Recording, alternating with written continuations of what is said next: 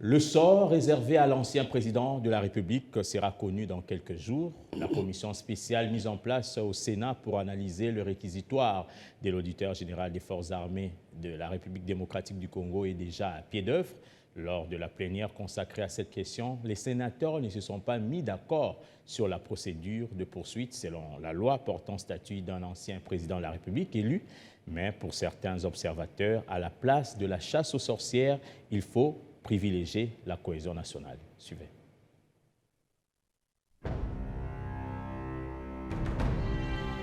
Alors que la République démocratique du Congo tente de concilier ses priorités de paix, de justice et de stabilité institutionnelle, un dossier particulièrement explosif s'est invité au cœur de l'actualité nationale.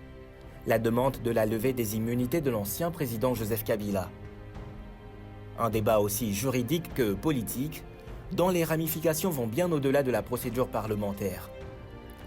Au centre de cette tempête institutionnelle, un homme, celui qui a dirigé la RDC pendant 18 ans et dont le retour en scène réactive à la fois des passions politiques et des inquiétudes sécuritaires.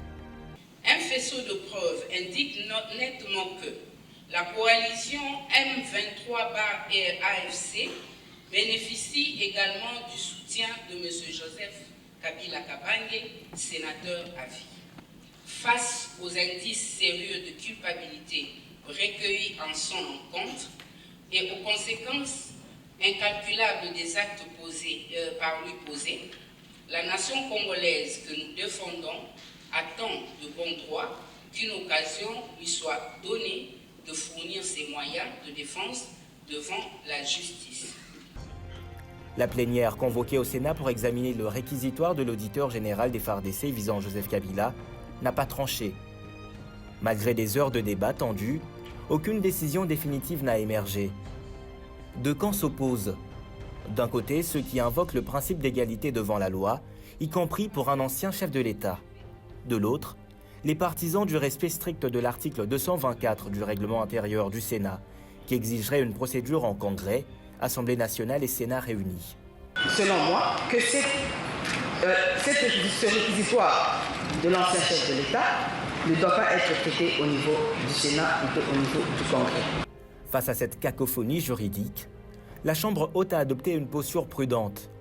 La mise en place d'une commission spéciale chargée d'examiner la recevabilité de la demande et de clarifier le cadre procédural. Une décision qui en dit long sur la complexité et la sensibilité du dossier.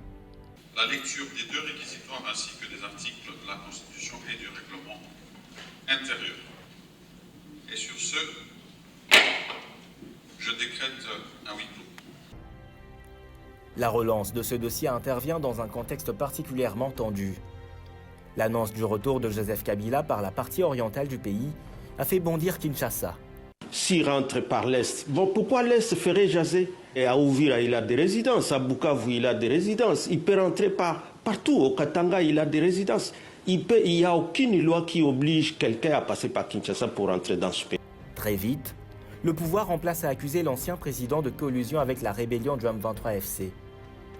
La justice congolaise a rassemblé un maximum de preuves tangibles et irréfragables qui étayent l'implication claire, la participation directe du sénateur à vie Joseph Kabila Kabange dans les crimes de guerre, les crimes contre l'humanité, les massacres des paisibles citoyens, civils et militaires qui sont perpétrés en ce moment dans la partie est du pays.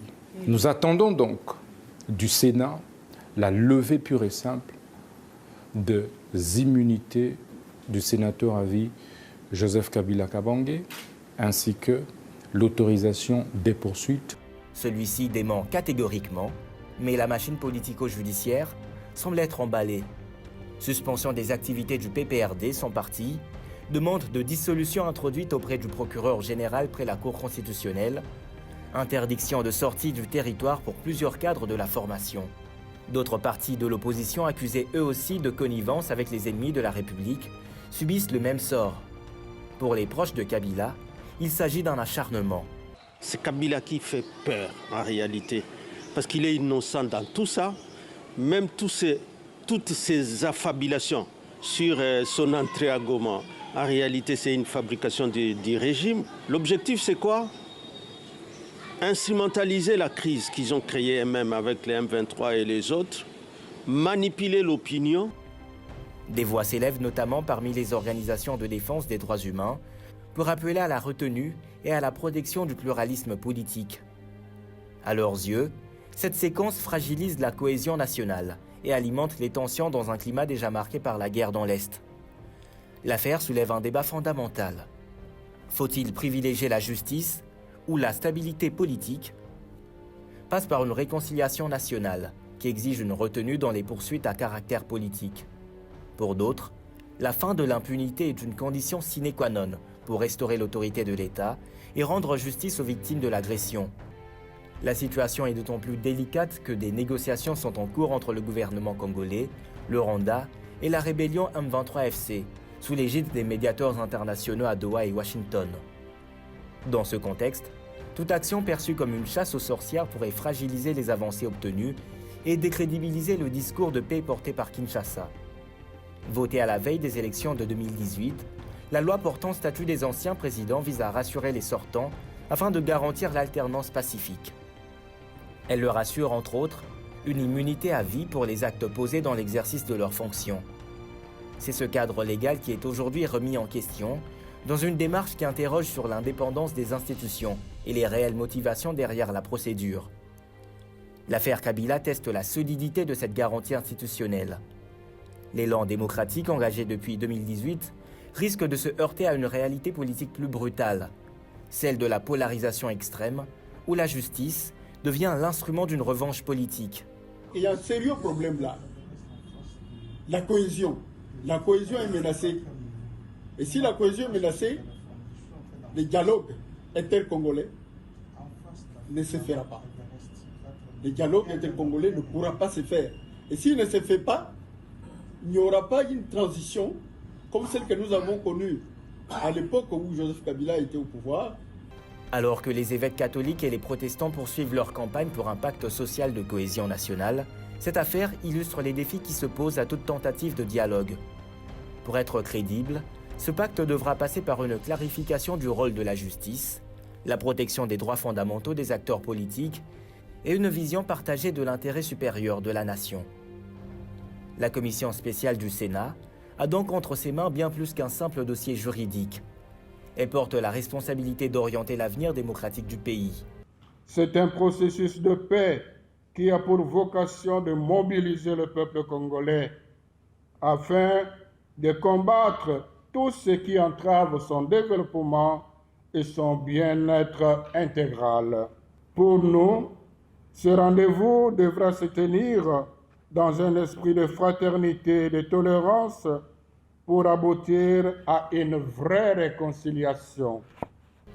Une décision équitable, juridiquement fondée et politiquement sage, pourrait au contraire restaurer la confiance entre les institutions et les citoyens.